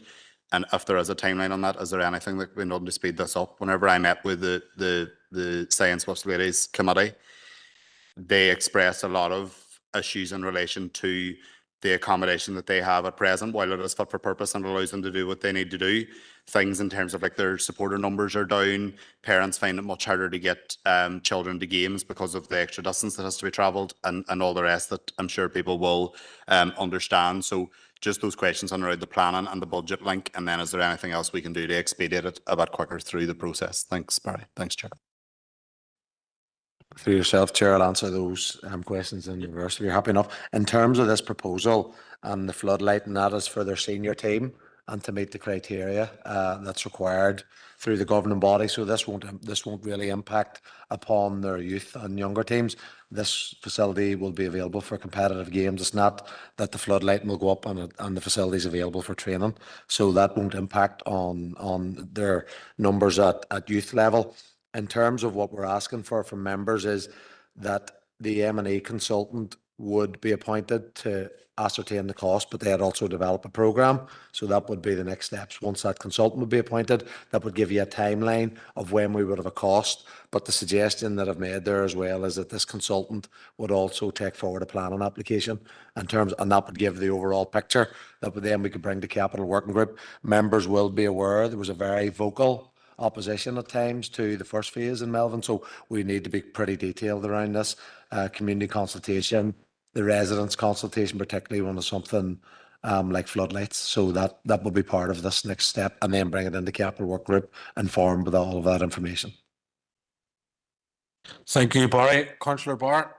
Thank you, Barry, for the report, and thanks to Councillor Bowers for his questions, and also Barry, thanks for raising the part about the residents, because that's the point that was going to raise now moving forward, but you've addressed that, so at least that comes on to the next stage. So just with all that being said, Chair, I'm just happy that we propose this report, please.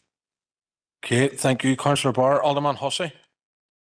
Thank you, Chair. And, I'm not a member of committee, but welcome the recommendations that are there to the next phase should be moving to progress. We know that Sion have stepped back from the Premiership and that the requirements will be different, but I think it's important to maintain the desire that the requirements for floodlighting would be of that Premiership standard and future-proof the stadia for that sort of use. Because as others have said, I know that Sion are very keen. They've stepped back to step forward, shall we say. So it's important that that future proofing is in there, that the facilities are of a standard that are required when they do step back up again. Thank you. Thank you, Alderman Hussey. Alderman McMorris. Just a quick question. Thanks, Barry, for the report. But is there a cost to the appointment of this consultant, or has that already been agreed through department budgets, or it's just there's no cost on there? But and I just realise you're asking us to approve it. We don't have a cost. I'm working with colleagues in capital development, and they're putting the spec together. They've started work in advance of this report going in, but obviously we need members' approval, and then that budget, I'm suggesting, would be fine from leisure underspend. So that's where we've earmarked it. We've worked with the lead finance officer where we possibly identified, but we're not quite sure what the amount will be. And also based on the answer to Councillor Boggs' question, I do feel that it would be beneficial that this consultant also took us through the planning stages so that we're better informed of where we're at. So that will be added in terms of the cost as well. Okay, thank you, Barry. Thank you, members. That's been proposed by Councillor Barr, seconded Councillor Boggs. Everybody happy enough? Yeah. Okay. Item number 9 is Seamus. Thanks, Chair. And members, the purpose of the report is to update you on the Department of Health's consultation on healthy futures and the strategic framework to prevent harm caused by obesity and improve diets and levels of physical activity. Members, improving health and wellbeing is a key outcome in the executive draft programme for government, which will also benefit both health services and the economy. Obesity and poor diets is a global health challenge and contributes to a range of complex health conditions such as type 2 diabetes. An expert project board was tasked with producing a new strategy called Healthy Futures, which will replace the current strategic framework called A Fitter Future for All, which has not delivered the changes required to have an impact. Members, the new strategy is being consulted upon is health-led, but on a whole system approach with long-term focus on diet, nutrition, and physical activity.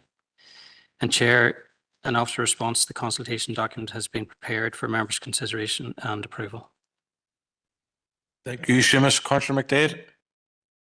Thank you, Chair. Thanks, Seamus, for the report. I'm happy to propose that we accept the recommendation. And just from reading through the comments made by the council, I think it's really good that we're mentioning the anti-poverty, linking it to the anti-poverty strategy as well, because we know that the levels of poverty here in this area are higher, above average. So I think we need to be looking right from when people are children right through looking at the obesity. So I'm glad to see that you've included that in the response. So thank you. I'm happy to propose. Thank you, Councillor McDade. Councillor Devine. Thanks, Chair. I have some comments on the response, but I want to check first. I just seen on the document that the consultation closed on the 1st of March. So has the consultation gone, or are we approving it at this stage? And is it appropriate to make comments?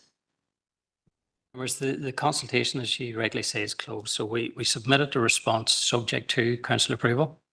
So by all means, if members wish to make suggestions to or amendments to the consultation response, we're happy to take that and submit it. Chair, is that all right for me to make a comment? Absolutely. So it's in relation to question 8 in terms of the healthy policies. And I suppose we all recognise that this is a really complex, multifactorial issue. And it's not just about eat less, move more. And there's a wide range of factors in terms of genetic predisposition, the socio-economic factors, which Catherine has mentioned, and the rates of obesity are much higher in areas that are deprived, cultural factors, environmental factors. And one of the suggestions is menu labelling. And I suppose maybe I have a declaration of interest in that I'm a nutritionist, and I have not seen any research that suggests in the long term that putting calories on menus has a long-term impact in terms of obesity. And I suppose maybe it's a question, is there evidence out there? There's some short-term studies, but nothing that I can see in the long term that has a major impact. Again, are calories the best form of determining nutritional status? I don't think they are. I don't think low calories means healthy, and I think that needs to be reflected. Will putting calories on menus have any impact in those lower socioeconomic groups where the obesity levels seem to increase with age? Will they have any impact in terms of, yes, they might reduce calories in the short term on a particular menu. Do they have any impact then in that overall eating patterns of individuals? And the final point is that this could have a really detrimental impact on people with eating disorders. And I think that's something that needs to be reflected in the report as well. I completely agree with all the other points that are there, a whole system approach, but we need to include the individual as well. I think it's really important that we tackle misinformation, and there's a lot of that out there. There's so much information, and it is difficult for individuals to trawl through that and know what's important and what's not. So I think we need to tackle that information as well.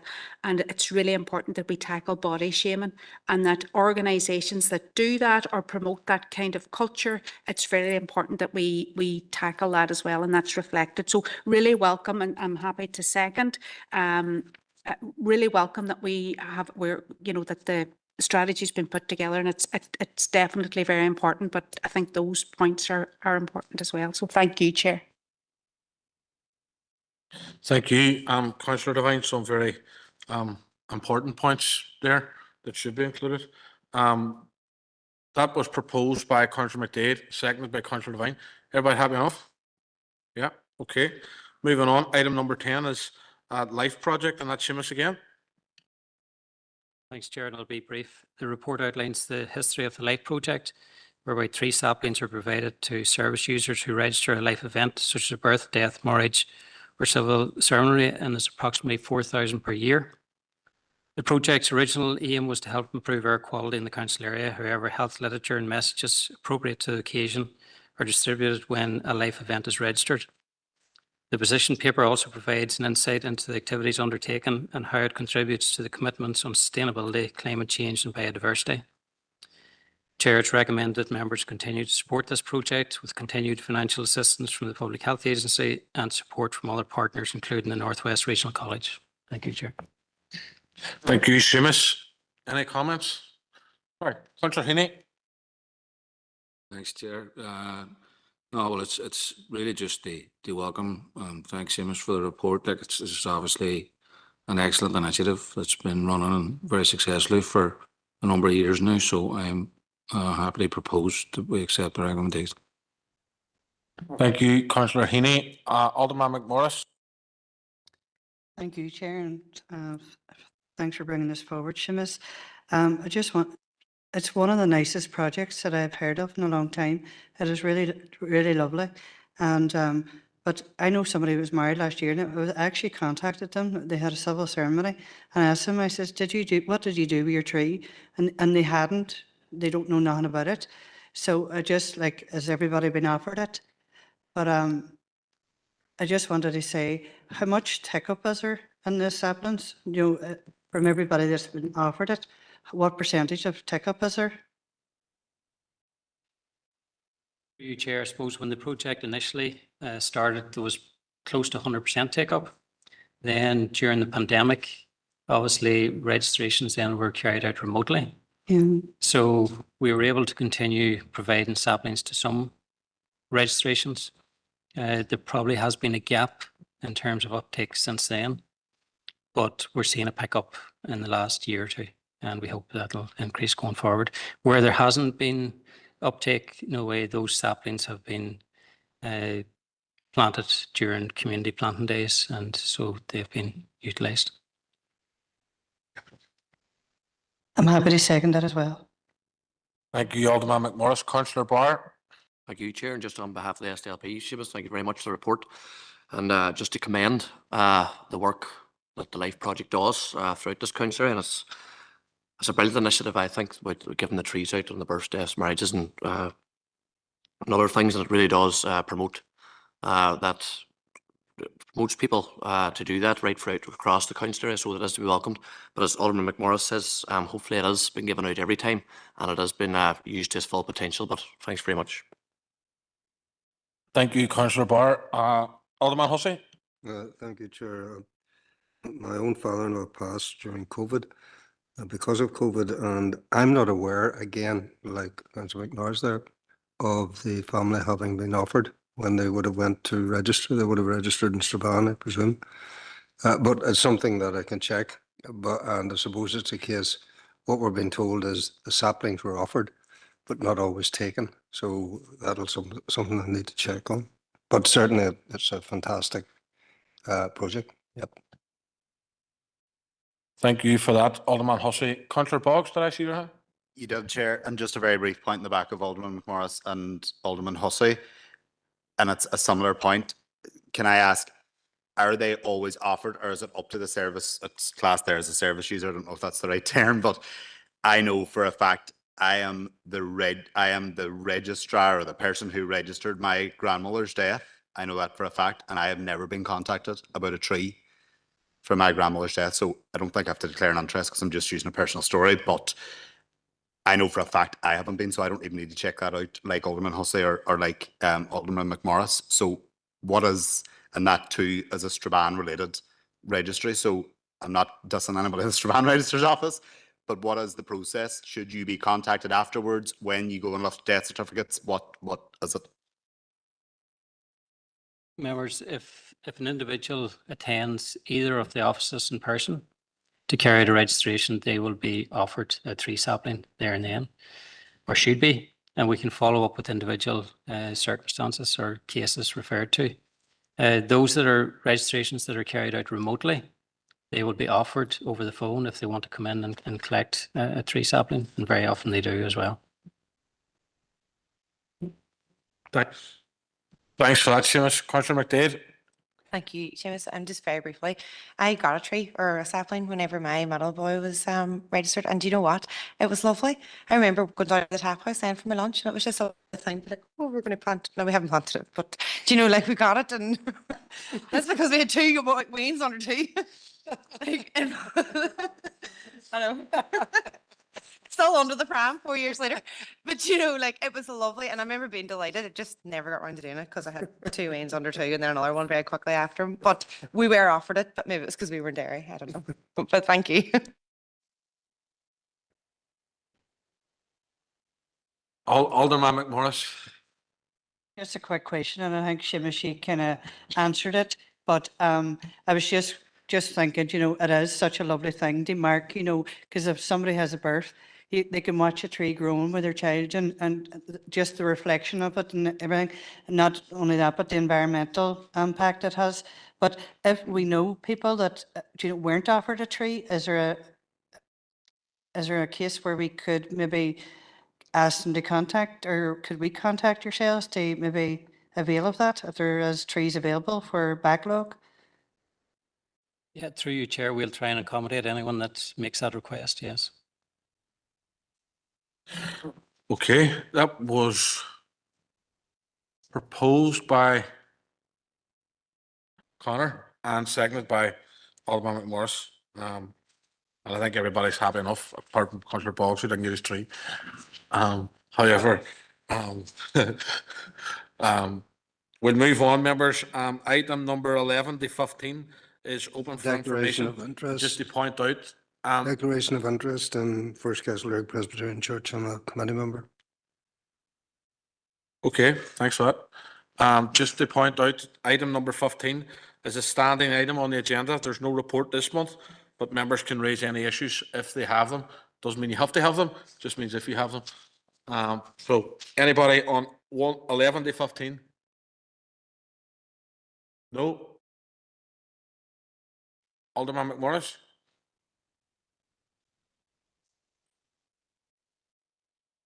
You use your microphone there, please. All right. Do you not have an issue you want to raise? Do you not? I was looking to see what number it was. All right, sorry, go Bear ahead. with me 1 wee minute. No worries, go ahead. I'm always shouting about the mic, by the way. You know, it's unusual. Somebody's coming at me about it, but no, it was under another thing. I was just going to bring up about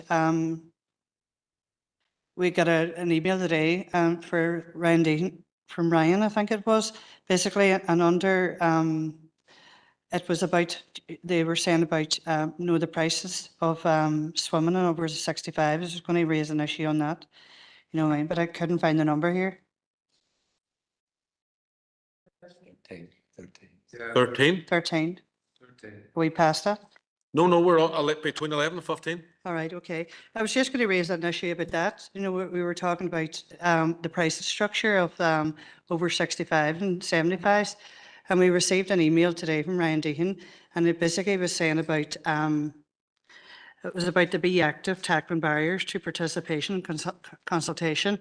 And one of the things that they had on it was the underrepresentation group was women and girls, people with disabilities, children and young people, older people over 65, ethnic diverse communities, and people living in areas of greatest need. Do you know what I mean? I think it was just, you know, reflective that that was coming in today, because we're saying in one stage that they're underrepresented, but yet now we're having a discussion about actually excluding them very people. But I don't want to go into the detailed report if you don't want, but I can give you.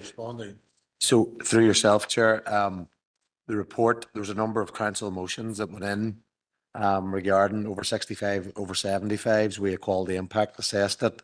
I think what Ryan was putting out is we have a series of target groups, and the equality advice coming back was why would we pick one of those groupings for free access? So just for members' information, it's you have free swimming and free access to health suites if you're over 65 presently. So that has been a long-standing issue. What this report is actually saying is, along with those other target groups like disability, teenage girls, females, those from socially disadvantaged backgrounds, we're going to start running sports hall activities for over 65s as well. So it won't be a free gym membership, but we will have intervention programs on during the day and evenings, and all of those groupings will be targeted at. So those individuals who may have been looking at gym membership, if they're over 65 for free, we'll put intervention programs on for them.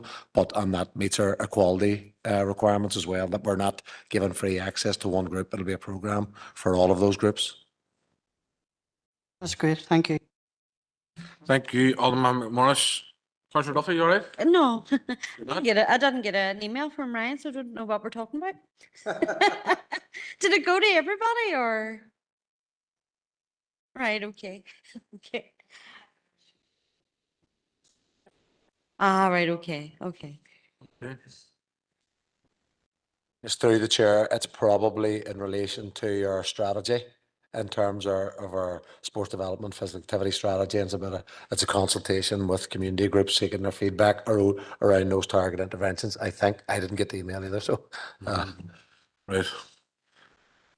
Okay, moving on. Nothing between 11 and 15 other than Alderman McMorris. So can I get a proposer to go on the confidential, please? Over Councillor McDade and Councillor Barr.